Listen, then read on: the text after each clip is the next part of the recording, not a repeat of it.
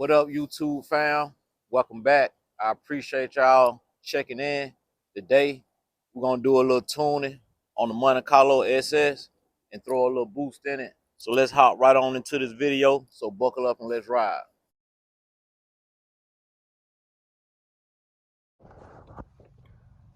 Okay, y'all. I'm on the boost side of the timing table. As you can see, it says timing table custom 1 map. So on this tune right here, this is how you tune for boost.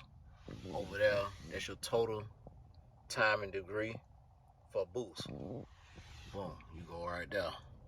And you got the boost line. Alright, this is my tune right here. So as it make boost, it subtracts timing. That's basically all this thing do right here. That's it. So that's the total degrees. Got 25 degrees of timing coming out. And pretty much that's basic on the boosted side. If you need to add a dot, you can right click, add a dot, add a dot, add a dot, things of that nature. Alright, let me get over here to the timing side. Okay, let's see, engine speed. Alright, here we go. Alright, this is my total timing right here. So as soon as the car crank up, this is 1,000 RPM right here, and this is around 500 RPMs right here. So as the car's spinning over and it sees 500 RPMs, it's at 36 degrees of timing. You see I have my timing right there, 36 degrees of timing. So basically like a small block Chevy, you know how you lock the distributor out and you go up under the hood and you put the timing light right there? Well, of course we got an LS, so we don't have to do that. So only thing you do with this, you run your dots all the way across. So that's total timing all the way across at, you know, whatever RPM your engine go to. 9,000, 10,000, but I'm just selling. You know, we ain't going up that far, but it's total timing took all the way out. Let's see what else I can show y'all. Make sure you come in, for some reason, right here, temperature. MSD from the factory. This 0 timing right here. From the factory, MSD, as your temperature changes, it got different degrees of timing that it'll come out, or add or whatever, to try to keep the motor running. But you don't need that. So make sure you go ahead and zero all of this out. Because what I just showed you will go right out the door. Just say you make a pass and your motor is at 130, 140, 150. Okay, we're going to say is at, we're just going to say you might don't have a thermostat. It might be at 130. MSD will have 7 degrees added or 7 degrees taken away if your temperature is at 130.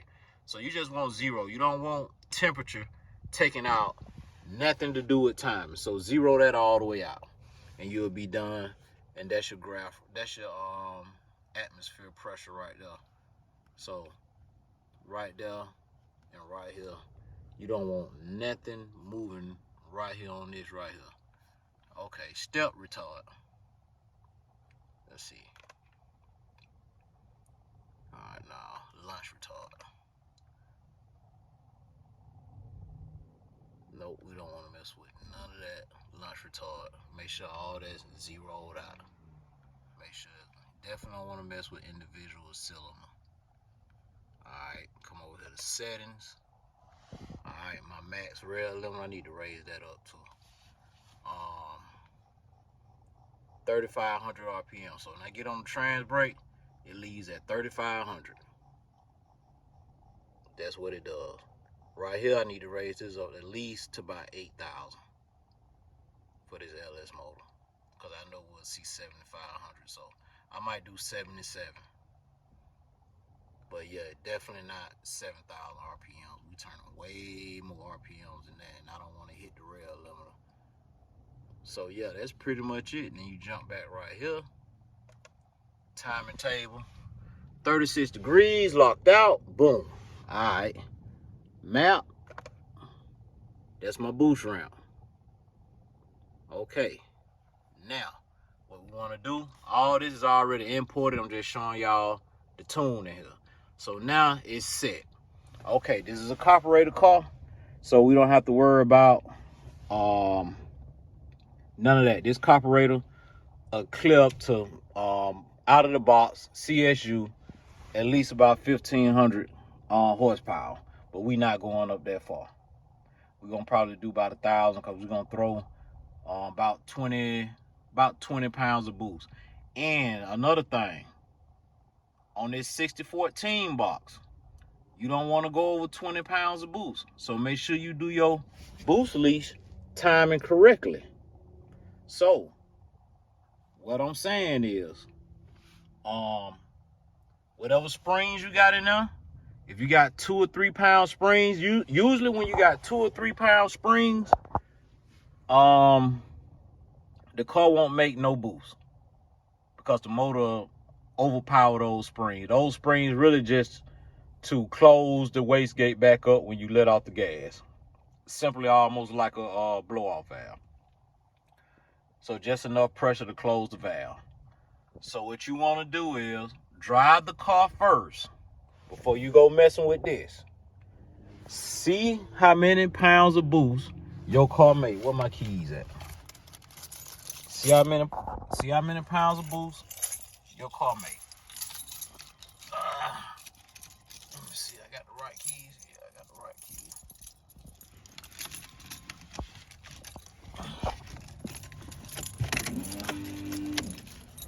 Let me undo the fuel pump. All right, here we go. This is what you want to do. You want to see how many pounds your car make before you go to add and boost with this thing right here, because you don't want to tighten that up. So what you do is, you drive the car around, you see how many pounds it's making for boost, naturally aspirated. You see, well, I ain't gonna say naturally aspirated, with the springs in there. Then you calculate from here what you're gonna add to there. Cause if this car saying 5 pounds of boost, and you come over here and add 20 thinking you just got 20 pounds of boost, no, you're wrong. You got 25 pounds of boost, and the 6014 stops subtracting timing after 21 pounds of boost, because it only got a 2-bar map sensor in it, a 2.5-bar map sensor. I don't know why they didn't put a 3-bar map sensor in here. I guess they all ran out of it or something, I don't know. But, okay, so now I finna get ready to crank the car up, drive it, see what I got right here, come back, hook the CO2 bar up, add me some boost slowly. So, if I got 5 up here, and I want a total of 10, I'm only gonna add 5 right here, because my overall total is 10. You get what I'm saying? So, take notes now. Take notes.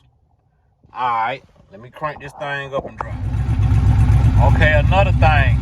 Like I said, I ain't worried about AFRs. Plus, I need to set this on E85, but I'm not worried about fuel because my carburetor got enough fuel to clear the amount of boost that I'm about to put to this motor right here. So we good on that.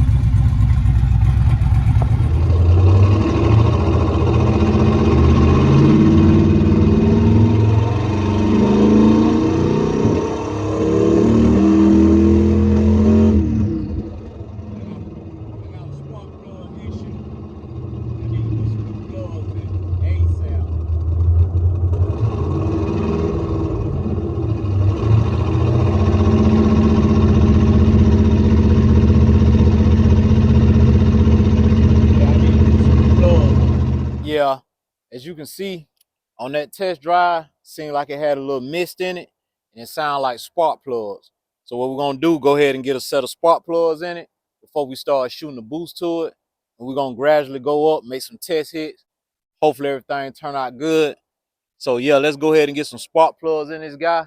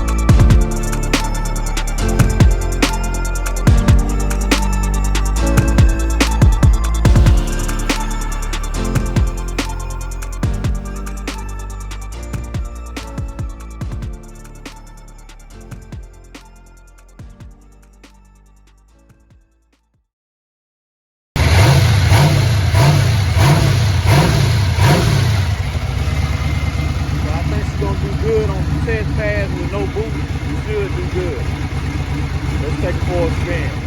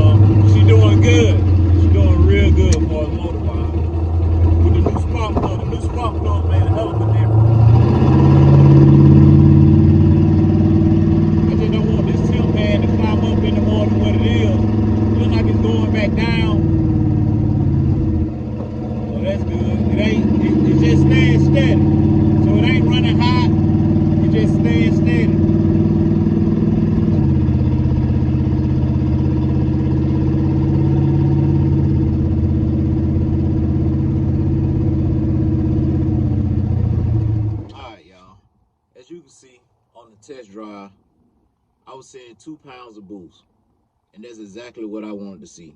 2 pounds of boost. I didn't want to see no more boost more than 2 pounds.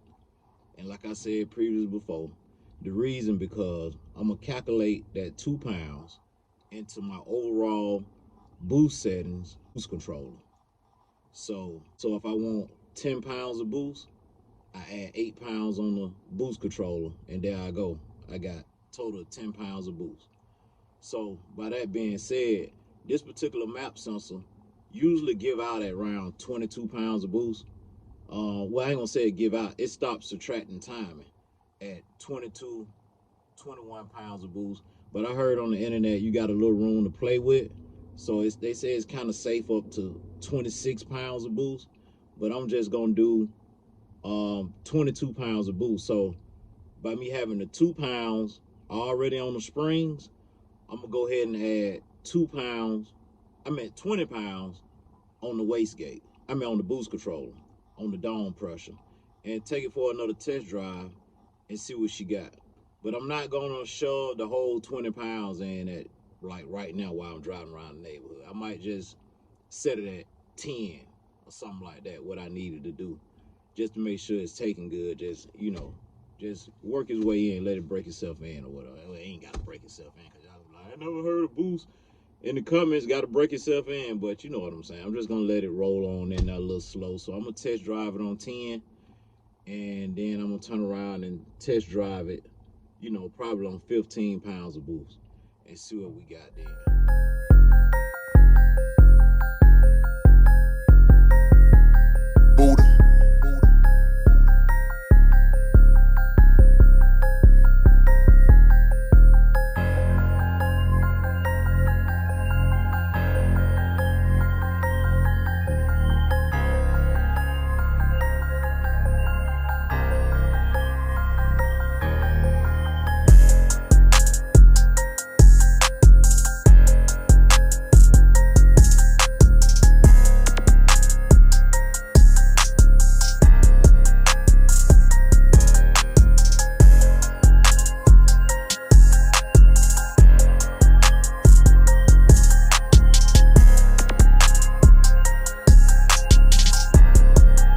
Yeah, so she running pretty good.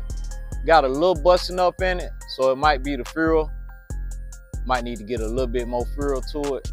But other than that, she running real good. Unfortunately, I couldn't make it to the track this past weekend with the car, but I was actually there, but I couldn't make it with the car. And hopefully I'll see y'all at the next event, either with this car or Ironman. So I appreciate y'all liking and subscribing and watching. Until next time, peace.